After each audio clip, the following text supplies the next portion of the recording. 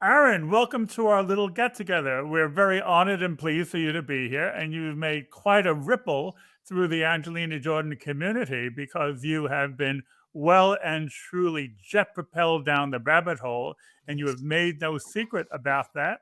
And you are full of admiration and adoration for our little angel, and we want to hear the whole story about that. Thanks for having me, and definitely look forward to it. And there's no doubt that there's no escaping the hole that I've buried myself in when it comes to Angelina. I'm on 180 reaction videos now, so I'm definitely in deep with Angelina. And so happy to explore every which avenue, happy to be here. Well, if you've done 180, you've just given us some scraps to pick through to find things that you haven't heard before. Oh, there's still plenty. I'm still on wrapping up age 10. So that will cover 6, 7, 8, 9, and 10.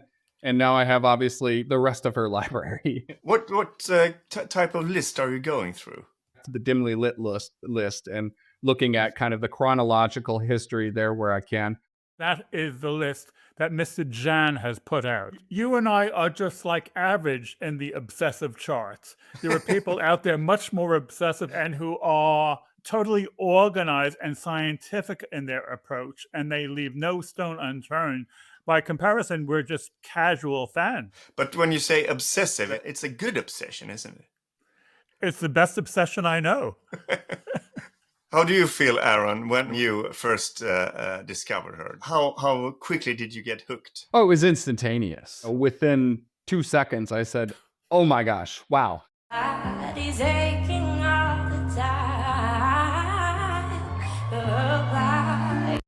Okay, I gotta stop there because there's just so much to unpack already. Oh my goodness. Incredible first 10 seconds or whatever this is of her performance. Yeah. And I knew that things were going to change. And of course, after 2-3 videos, I knew there was certainly no going back. April of 18th, last year, 2024, I did Bohemian Rhapsody. And just 2 days later, I Put a Spell on You. Yeah, okay. She put a spell on me at that point. That was it. Stop the things you do.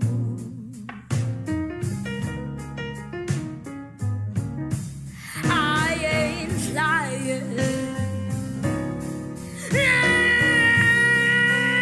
I can't stand no running around. No! Those are the big two, as far as I'm concerned, because those are the most earth-shattering, jaw-dropping 2 performances that she's done. And I am not at all surprised that you were totally hooked after those 2. I mean, quite frankly, I was hooked after the first 2 seconds of listening to her on AGT. But in terms of the coverage I was going to give her on my new channel, which I was still exploring, I had no idea. It was all new for me. She became cemented, an implant, so to speak, immediately. I'm not a full-time Angelina Jordan fan. In other words, I don't devote 40 hours a week to her, but I don't really do anything else other than Angelina Jordan. But I liken myself to Johnny Cash 50 years ago. He heard Bob Dylan, and he gave Bob Dylan his guitar, saying, "Here, I cannot do anything better than you. Respect." Yeah. My work is done. You're a musician yourself. I am a musician. Professionally, I don't have a long-standing musical career, but I am a musician by trade. I studied at one of the best conservatories in the world. So I studied jazz at the Osterlin Jazz Conservatory. Do you think that your background had anything to do with it taking you 2 seconds to recognize that this was something special? 100% yes. Without a doubt. Because I never consider myself and will never be at a world-class level. But my roommate in college is one of the best jazz musicians alive today. And so I participated in his circle. I got to know a lot of those cats, as we call them in jazz. And I studied around some of the greatest minds. And I was at a level that certainly allows me to see and understand what is greatness. And it was quickly obvious. I should say instantaneously obvious. And I think that my background certainly contributed to that. I think having a pulse and breathing contributed to that. But I started unpacking so many layers and levels of her. Certainly on AGT, it was more vocal oriented. but I instantly recognized that she had some jazz in her. I literally said she has, within 10 seconds of her singing, and one of the things I said is she has a really soul and jazz sound to her. And I had no idea of all of the jazz background that she had. I could hear the jazziness in her voice instantly, and her comfort with it. So her sound is unique. It's kind of soulful, almost a little bit jazzy. I feel like I hear some Janis Joplin in it, although I wouldn't say not the raspiness, but kind of the tone of the voice.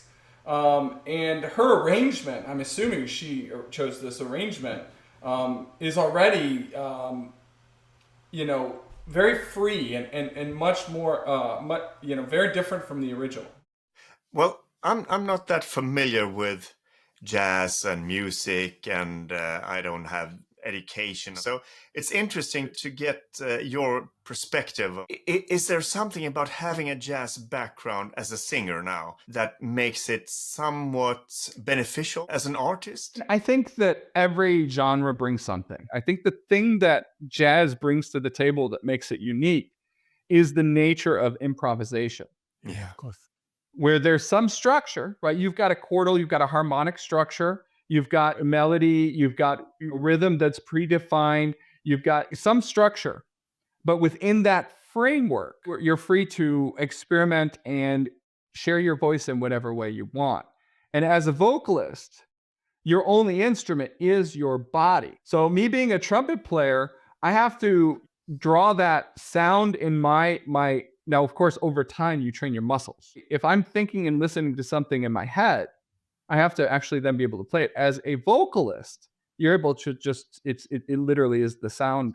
But the thing that I think jazz brings to that table is that ability that requirement, I should say, to really truly understand the structure, not just your part, but your communication with the other musicians, to be listening. You often hear communication between people. If there's a soloist soloing, you might hear a piano player in the background, and they might actually comp is what they say, but they might actually quote some of what they're saying or what they're playing. And you hear little background fills, and there's a communication going on. You might hear the drum player picking up as a certain musician changes things up on the fly or whatever. It's dynamic. And I think that requires someone to always be understanding what's going on, even if it's not their instrument. As a jazz musician, you need to have some understanding of what's happening on the drums and on the bass and on the guitar and all of those aspects, where I think it's healthy as a musician to understand that in any genre, but it's often not necessarily required to play your part. You made me smile a couple of minutes ago because when you were speaking about your roommate, you used the word jazz and mind in the same sentence. He has one of the greatest jazz minds I've ever met. I don't necessarily associate those two words together. The way I understand jazz, it doesn't feel like it comes from the mind. It doesn't feel cerebral enough to come from the mind. What do you reckon? That's interesting, because I think that there are various levels of musicianship. And I think initially you're trying to play something. Eventually you're trying to sound good. Eventually you're trying to make your own sound. At some point, you're trying to actually communicate and trying to get someone else to feel how you feel or how you want them to feel. And so that is an absolute mind connection from that perspective, because you have to truly be able to translate how I'm feeling to how I want them to feel. What is the emotion I want to convey through my playing? Now, that's different from if I'm just having a jam session and I'm just having a good time. I might not care. I just want to play. But part of that artistic side of it is to be able to make someone feel the way that you think that they should feel based on the way that you're interpreting that, or the way that you're opening it up for them to potentially ambiguously interpret it for themselves. Okay, so I hear that it's not so much you're making a conscious decision as a jazz player, you're sort of making an unconscious decision as a jazz player. Does that sound right? It absolutely does, but once you get to a certain point. Yeah, Because, okay. right, you have to be able to have the skills and the understanding to be able to actually play and back up what you're feeling Yeah. to Okay. naturally do it, right? You get to a point to where you're able to play it so well that you don't have to think about what you're playing, you just do. Yeah. It's like I'm a tennis player, but I'm just an average club tennis player. But then when I watch Wimbledon and I watch world-class players, the rules of engagement are totally different. What they do bears absolutely no resemblance to what I do. Understood. And the interesting thing about Angelina is that at a very early age, she not only had the discipline to listen and to, spend the time, but she had the environment that enabled her to have studio time, that enabled her to, grab her mom's iPad and listen to, Billie Holiday all night long, that ultimately led to her performing Gloomy Sunday on Norway's Got Talent to audition for it because she thought it sounded cool. She loved the melody. This type of natural commitment and passion for it is important, but that environment and the work is truly required to get to a certain point. And what she did at such an early age is she quickly advanced through all those stages. Let me ask you a parallel question. Having young children yourself, seeing Angelina and what she's done, has that changed your perspective of how to raise your own children? Wow, that's a deep question. I love it. Yeah, I think it has, actually, in many ways. I don't think I've necessarily given that direct thought, so I might stumble a little bit as I say this. Go into improvisational jazz mode when you answer that question. All right, there we go. So, first and foremost, Angelina is not at this point the only, but certainly the first and the most frequented artist from my YouTube reaction channel that I've shared with my kids, that I've shared with my wife. She's the only one that I felt compelled to listen to. And hey, Yeah. Avi, who's 9, listen to this girl at the same age as you are. Number one is it has served as a little bit of a propeller, a fuel to open the doors for other types of music. And we have since listened to different types of music together. I've had sessions with my oldest son now that didn't happen before that. We're in the car and I'm literally counting. Okay, this is a simple beat. 1, 2, 3, 4, 1, 2, 3. You hear that? Can you hear that? Now if they speak, right? So I'm teaching them some basic rhythm, knowing that next year, 5th grade, is when kids typically enter and start learning music, which is really fascinating because he'll be 10 years old when he begins to study music. And we know what Angelina Jordan did by the time she was 10. Yeah. Right? So that's number one, is just general exposure, right? But secondly, I think you guys are going to be really fascinated because I would like to unpack what she's done for me musically, because where I have this background, I didn't continue playing jazz throughout my life. I had a period where I essentially stopped and focused on life, and she's reignited that for me. And so I've got a newfound passion for music and for jazz that, again, it's kind of piggybacking off of number one in terms of exposure to my kids, but it really is allowing me to see things through a new light, which is translating into how might my kids be looking at that for the first time? How might I potentially raise them? We had a very, very deep conversation because I had my kids do a reaction. So they did their first reaction to Angelina Jordan themselves, my 9 and 7-year-old. And we did one where we were very respectful, but we didn't show the words. We didn't really discuss in depth what was in there for Between Two Hearts. But we would offline read a chapter of the book together because I purchased it. And then we would on camera talk about it. We had some deep conversations, moral, ethical conversations about how was this young 6-year-old able to understand and interpret the suffering that this little girl was going through that didn't have shoes and give them to her, and what is the impact of that, and what do you think about the artwork in this book? And we had all these things. So I feel like I've introduced art almost to my kids through Angelina. Wow. What does that mean? Giving her shoes. What did that do for the girl?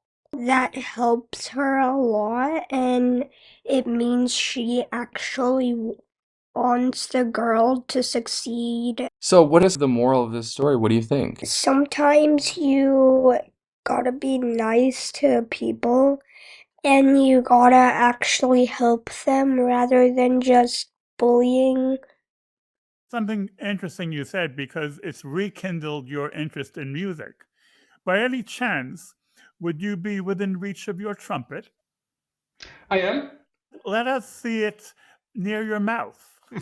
Sure. When I started doing reactions to Angelina, a lot of the folks were asking questions about jazz, about this song. I would break down analyses of chordal structures in some cases, and I realized, wow, I need to get back in it if I'm going to continue this. And of course, the moment I did start getting back into it, I realized, what the hell? Who cares if I don't sound perfect? This is one of my passions of life. And so I started playing on the keyboard. I picked up my trumpet for the first time in 10 years. My sound is nowhere back to where it used to be. But isn't it fascinating that Angelina can inspire us so much? I'm guessing a part of it is you getting inspiration of witnessing and reacting to someone being so good at what she does. Yes, but there's a visceral side to it. There's a physiological transformation that happened with me. Wow. Right? Like on all levels. I can't even put it into words. It's just like your whole body lights up, and part of my reactions is analysis. And so I'm looking at all aspects. I'm looking at her vocal technique, her singing, her presence, her stage presence, her support around her, her journey, the impact of the lyrics she writes, the chordal structure. I mean, oh my gosh, I did a hyper analysis of What Is Life, a song she wrote. And I said it should be award winning because the complexity of the chordal structure that she puts in place is not 10-year-old material. It's jazz conservatory 3rd year or maybe 2nd year level material. What is a life? Life is maybe going to school. Perhaps life is sitting at the piano. Guys, this is monumental. I mean, at 12 years old, are you freaking kidding me? There's some advanced stuff going on here. And then, ooh, you hear how that just resolves, even though they're completely disparate. It blows my mind that you've got this, preteen doing this. You have the visceral reaction first and then the analysis, right? Correct. Absolutely. Yeah, and the visceral reaction is instantaneous. You don't have to be a musician to know that you're in the presence of just true greatness. Okay. That's something that you instantly connect with. Okay.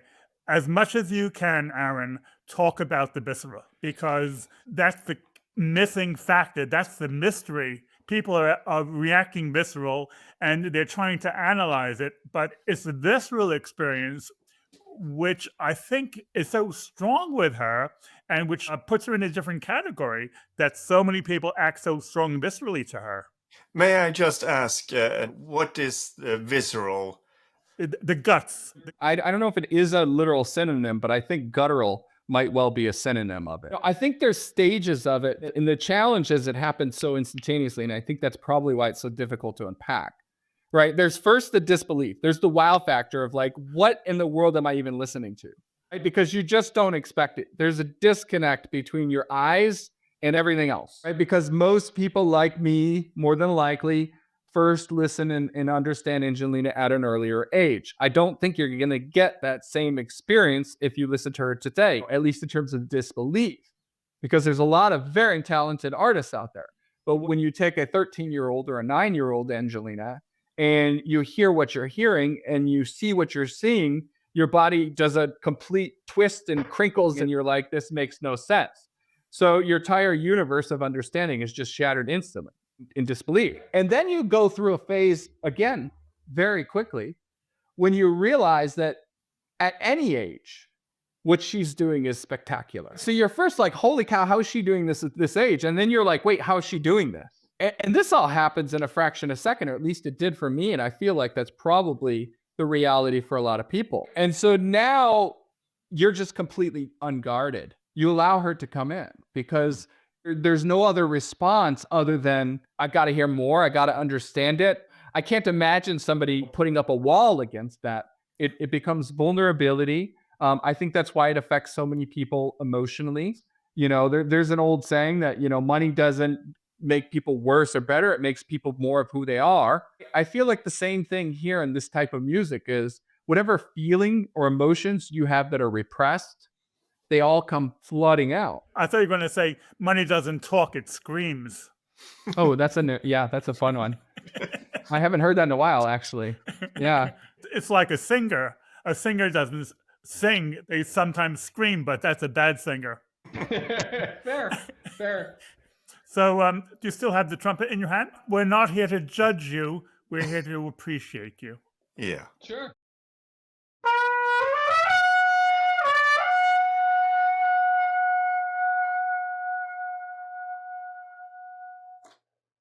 That's the opening of Summertime, if you recall that horn line there. So, yeah. Well, there's probably not much to appreciate because I don't have much of a tone. But that note is for somebody that's been practicing, which I haven't. I picked up that horn 6 days ago for the first time in about 10 years. Wow. But in my heyday, that would be relatively easy. But certainly the trumpet player in the opening of the Norway's Got Talent, that was the phrase that he played, like the beginning of that. And then of course in all of the versions of Summertime, it's the basic theme essentially. I actually got so inspired that I took a couple of singing lessons from a vocal coach that also does Angelina reactions. So that was quite fun.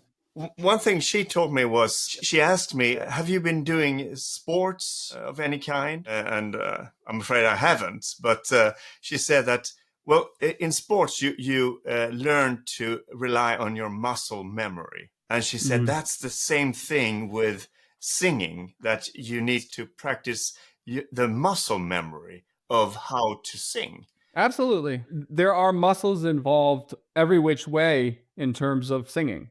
It's not just memory, it's building strength. That's why I struggled with what I just played, because I don't have the strength. I have the memory, even from eons ago, but I don't have the muscle strength at the moment. There's muscles involved throughout everything. And so the same is true with vocals.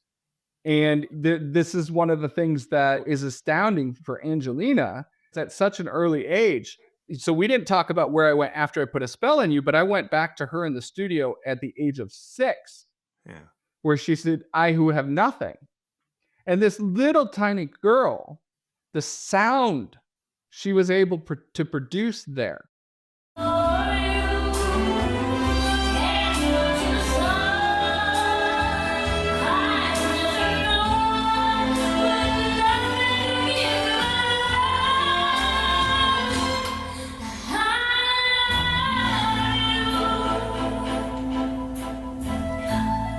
Did you guys just hear and watch? We witnessed the beginning of one of the most monumental moments in music history right here. Like, this right here is the beginning. And oh my gosh, I was getting so emotional because there's so much to unpack here. That's a full understanding of everything that's happening with their vocals, as well as the actual strength in those muscles. And so there's a lot of memory, but she's experimenting with everything at that age. She somehow developed her own understanding of all these nuances that nobody taught her with her vocals. You see her actually sticking her tongue out like this when she's singing I Put a Spell on You, because she recognized that creates some certain sound. How and where did she learn to do an inhaled scream, at the beginning of that? It's dedication, it's an art, it's a craft, and she's mastered it. And certainly with time, you can get to that point. But of course, she then levels up 400 times. Yeah. I don't know if this is true, but I think I heard somebody say something about they were giving her lessons, but then pretty fast they said, no, we don't want to do that. We don't want to influence her too much. She needs to do this journey herself because she's so uniquely in tune with emotions and sounds and everything. I've heard, again, I probably similar to you, most of what I've heard is through other angels sharing information. I've heard that she has studied just about everything in the studio, starting at the age of 4, but they didn't give her vocal lessons. Clearly that was deliberate. And I think that's smart because, first of all, how do you coach someone that is paving the way that nobody ever has before? Yeah. I assume that you have seen Angelina in the crib, aged 18 months, singing. Yeah. How does a child that young start doing that at that age? What we don't see is how long that went on before the video they pressed record. For all we know, there could have been that track playing in the house for a year before that. But what we definitely do see is a absolute understanding of pitch, of rhythm, of actual song, of trying to replicate one of the greatest singers of all time in Whitney Houston. She's mostly spot on in pitch at the age of 1.5, which is the age when my kids, they were learning to talk. And so certainly some of it is likely learned in terms of the environment, nurture nature, but there's no doubt that it is completely alien. It's abnormal. Nobody's able to do that at that age. It just doesn't make sense. I think the best answer I can give you after I've said all that is Good answer. She held on to a note for a while that was mostly on pitch, which is just incredible. What strikes me is you've heard 180 different songs. performances. Okay, you've heard 180 different performances in 1 year. And so the intensity in such a short time is much, much more concentrated than most other people or reactors or angels.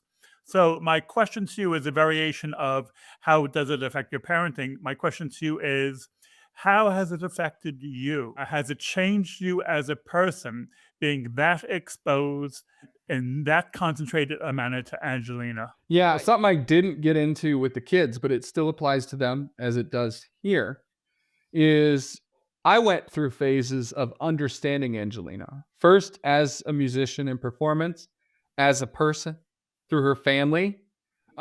I was completely broken for days after I had heard the comment and then went back and watched Sarah, her mom, crying behind the scenes when I learned that someone asked her, right, are those tears of happiness or sadness?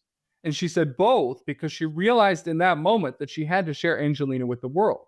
Yeah. And I was completely shattered. She said it was both. Because she realized in that moment that she had to share Angelina with the world.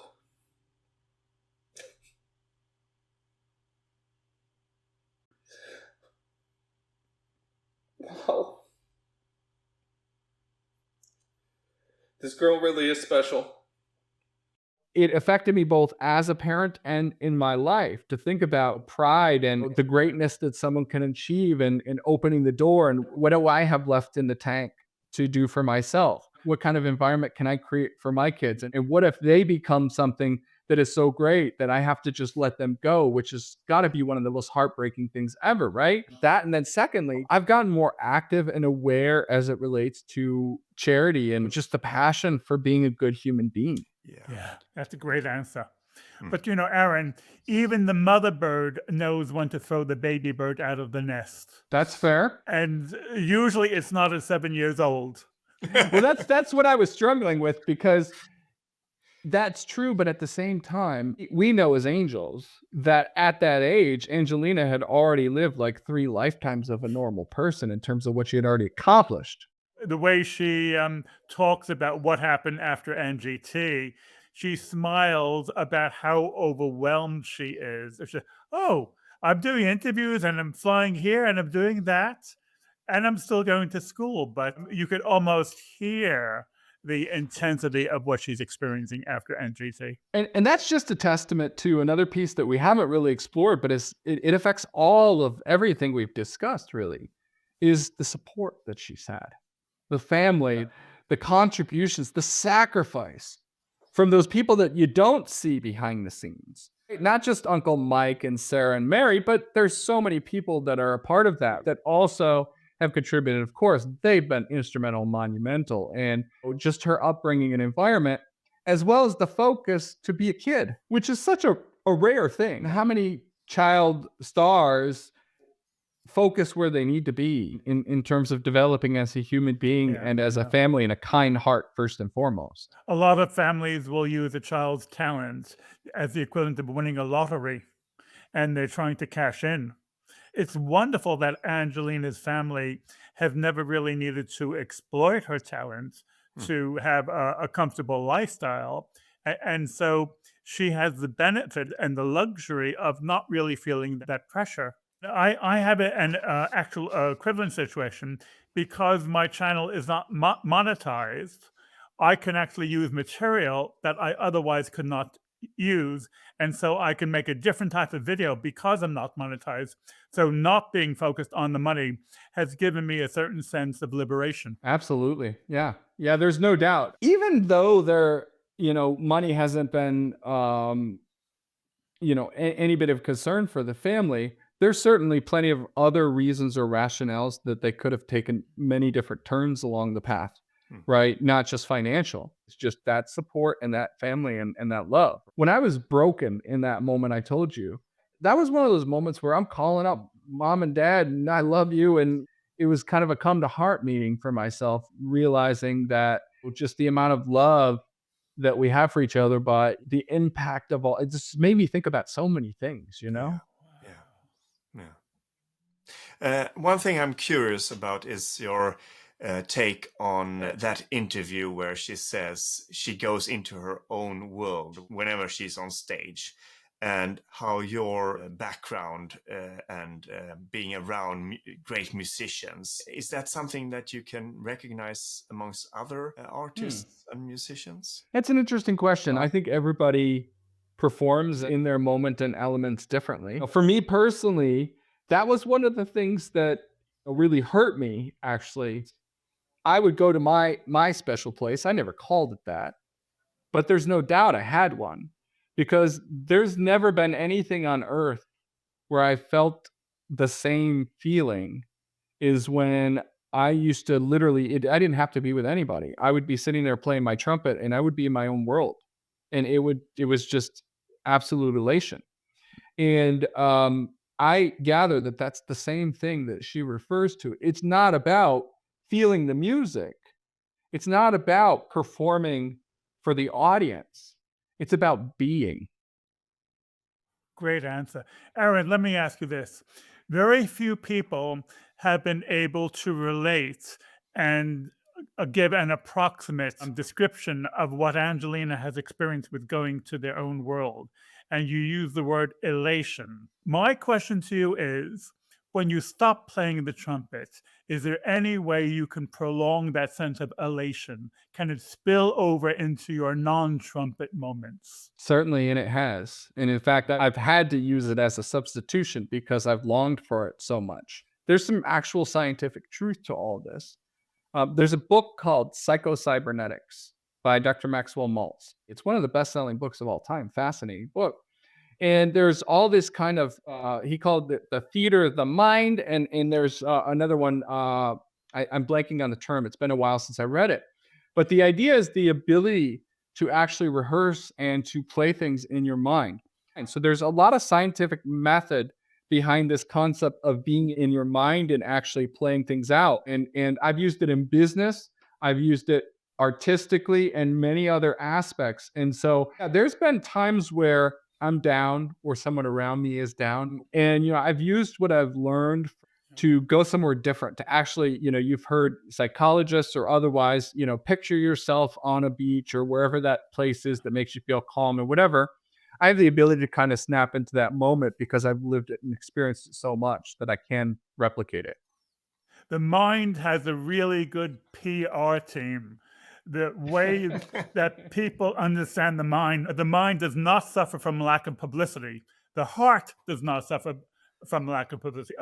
By contrast, the kidneys do. People will say, oh, where are the kidneys and what do they do? But what I will say about the mind, and this is underrated and this is not understood, your mind can make you happy or your mind can make you unhappy. The choice is yours. I think that's part of why so many people glue themselves to Angelina. Because how can you possibly experience anything but some aspect of happiness, even in those challenging moments? Gloomy Sunday is an example we talked about. That's a very sad song, if you know the meaning of it. But you even see her saying it's about a sad Sunday when the judges ask her about it. She simplifies it into something that doesn't have such a traumatic meaning. She left out the lyrics for the suicidal pieces of it. And then you've got this little girl that impacts you so, again, viscerally, that it's a sad song that puts you into a state of elation. Yeah. Yeah. It's sort of like when you get to the end of the rainbow, you start at the other end of the rainbow. I love that. Yeah. I finished a novel by Stephen King today, and he wrote something personal at the end of the novel. It's about the creative process. And he said that certain stories come to him already laid out. He just needs to write them down. He even went as far as said that some of his books, like first chapter or two, they actually came to him so detailed that he could see the letters. He could see where the commas were, the punctuation. And he said, it's a mystery to me. I don't know how this works, but I just accept it and go with it. That's what Mozart said. Mozart would hear the complete composition in his head. Then he would just sit down and write it down and take notes. Yeah. He would just put it on paper. But let me take us back towards the beginning of this conversation. We started talking about what is it about jazz. I showed up my freshman year in college to my roommate. I knew nothing about. I closed the door and I hear, and I realize it's popping of a Pringle can. Then I hear my roommate hollering out E flat, and I'm like, what? And he goes over to keyboard and plays E flat. I was not familiar with perfect pitch. And then later that same day, I watched this trombone player transcribe a John Coltrane sax solo, literally measure by measure, note from rote. He'll listen, pause it, write it down, play, pause, write it down, and play almost flawlessly on the trombone after that. And that ability to have that mind-physical connection and to really understand it. In my best moments, I never had perfect pitch, but I could transcribe things and I could hear and be able to do that. And that is something a jazz musician does. And I think Angelina has that ability in her mind of how something should sound. I did all of the My Funny Valentine the performances that she had over a period of 10 years. And I actually talked about, and I didn't know it was coming, but I talked about she has a vision of where she's going to go with this. And then I went back and looked, and sure enough, she was trying to emulate, before her vocal abilities could do it, what it should sound like.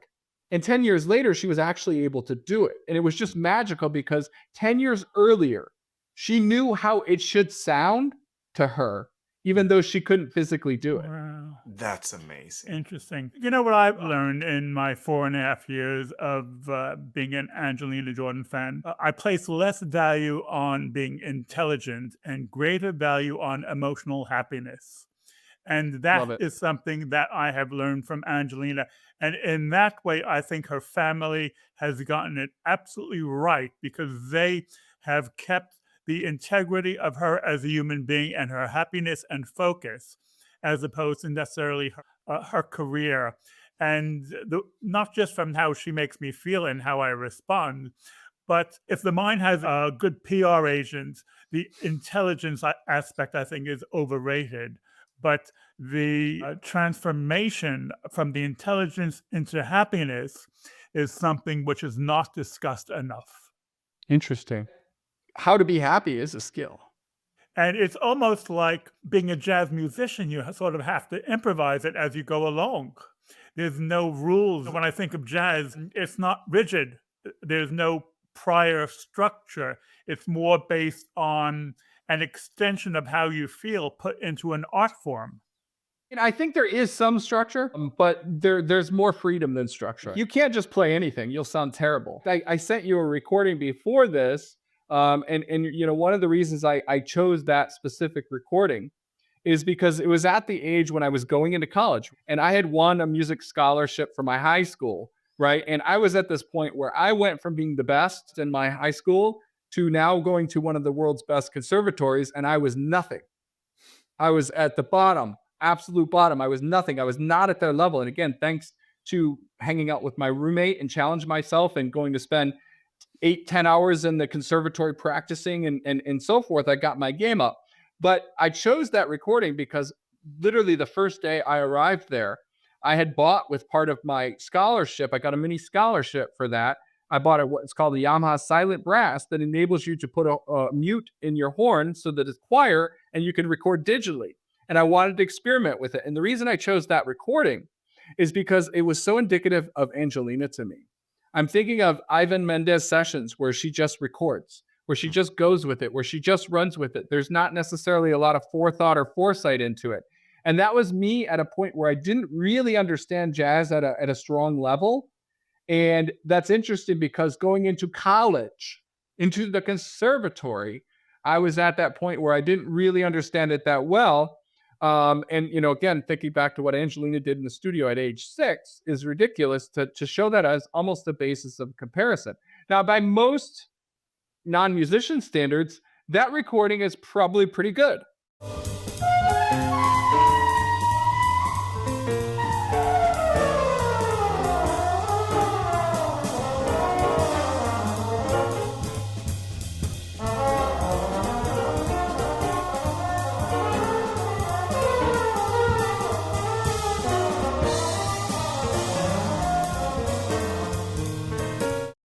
But I listened to that recording. I'm like, oh, God, get that away from me, right? But I think in Angelina's spirit, it's all a progression. That's something we haven't talked about, but that's what's made her great in and of itself, among everything else, is she's never been ashamed or embarrassed to do whatever the heck she feels like, whether it's a performance or practice. It doesn't matter because she's just going to grow from it. And so that's one of the reasons I chose that recording. It's not perfect. In fact, when we talked about, and I was thinking about it with what you just said a moment ago, Alan, about the structure, there's structure in that song. And I'm following the chord progression mostly, but there's a couple points where I don't even really follow the chord progression. If you actually listen, it doesn't sound great. You listen to just what I'm playing, it probably sounds fine, but it doesn't perfectly fit with that song at all points, right? And even at the beginning, my melody's off a little bit and so forth, but you know, I chose it because I feel like it's indicative of Angelina and the vulnerability that she just puts herself out there for the world and her family too. All these video footages from Mary and Sarah just behind the scenes, it doesn't matter. That is something that is truly special and remarkable. That what other artist do you know that has a chronicled life history like this that doesn't care what gets released realistically? It's just, it is. It's a way of almost anticipating, oh, you will be famous, and so we want this for posterity, but also it sort of feeds into the fame scenario as well. Aron, I want to say something which will make you smile. Do you know what I'm going to do when I finish recording this podcast? I'm going to open a can of Pringles to see what an E-flat sounds like. Well, you know what? You might prove me wrong, though, because this was 24 years ago, so I might have the pitch wrong. For us non-musicians, what is perfect pitch, actually?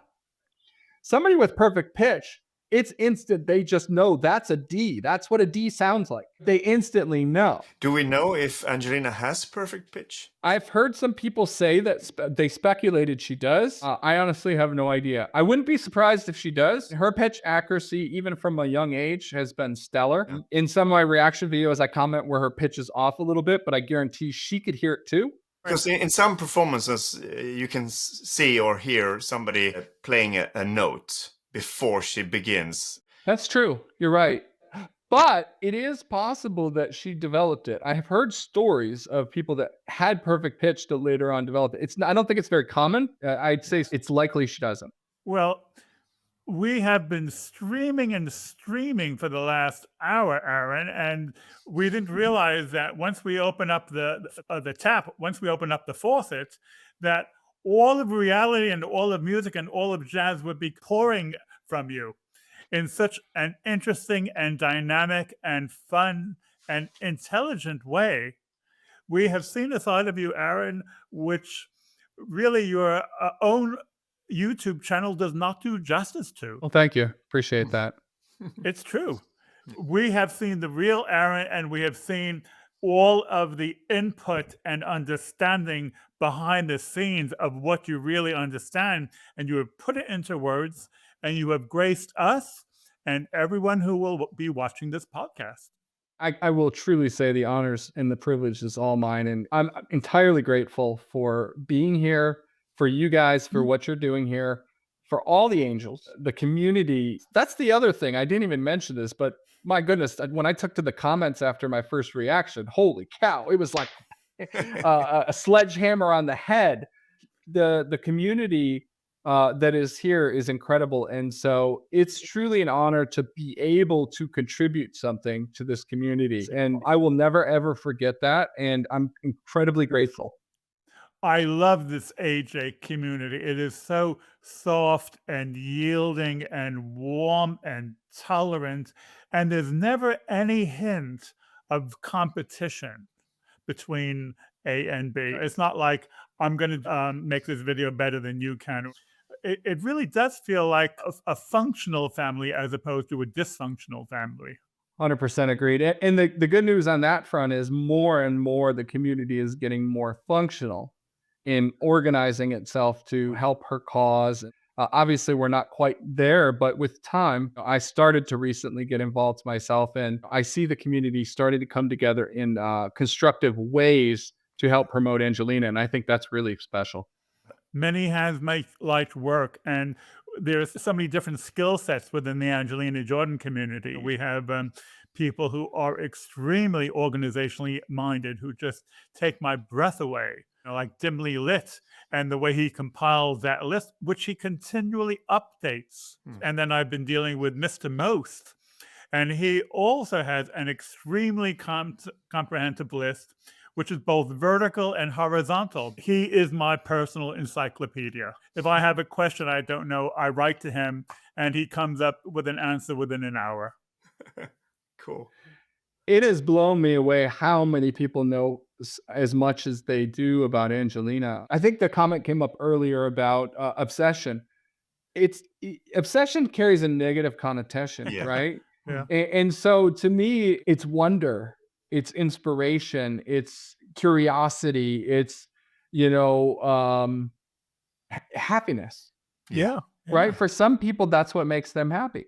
Mm-hmm. Absolutely. Pontus and I started this podcast based on the simple question, why am I feeling like this? And after 4 seasons, it's sort of like doing a podcast, what is God? It's not like you ever get to the answer, but it's the discussion about it, which is full of awe and wonder. So you guys probably don't know this yet, but yesterday, knowing I was coming on here, I wanted to pay respect to you and the podcast, and I did watch the first episode of the podcast, and I did a reaction to it. Wow. That's so cool. You're going to get my reaction coming out. With critique. No, let me just give you a little teaser, right? You opened with the theme of the first episode was the pond, the ripple in the pond. The concept, the analogy of throwing a rock into the pond. I 100% agree with all of that. But at the same time, I believe for Angelina's sake, she's someone that commands and disrupts so much that it's not just the throwing of the rock into the pond that she impacts, it's the entire environment. It's those mockingbirds up in the trees that now are singing and humming a different tune to her step. It's the bear off in the corner that now is like, wow, isn't that angelic? It's the people that are camping. And so the impact she adds to the scene is not necessarily just what she consciously chooses to impact. So no, I wasn't critiquing what you did. I was adding my 2 senses to it. And it was a very fascinating conversation, and it got me very excited to come on here. in that context. People may not always remember what you said, but they'll always remember how you make them feel. And I think that applies here, because the takeaway with Angelina and what he's saying is ultimately how it made you feel. One thing I need to ask you is, what do you think will be the impact on the world if and when Angelina make it really big? I believe that there's literally no possible outcome where she doesn't. I don't think the world can contain her. Yeah. I think it's only a matter of when. I think we've seen a small hint of it in her book. We've seen a small hint of it in what she's done with her winnings and giving to charity. I think we've seen a small hint of it when she performs at the Nobel Peace Prize concert in the impact she makes on people. I think we've seen a small hint of it with this small community today in terms of the difference in impact she's doing. I believe she can be a beacon for creating a better world. I believe she's a messenger, and I think she knows it. And I think that's why she has the ambitions and desires to get big she has, not because of fame. She's had fame since she was a little girl. Who cares about that from her perspective? I think she recognizes that she can actually change the world, and she wants to do it. Yeah. Right. She wants to give her shoes to the whole world. Yeah, exactly. Well said. Yeah. That's a good place to end the podcast. Thank you, Aaron. Thank you. Thank you. Thank you.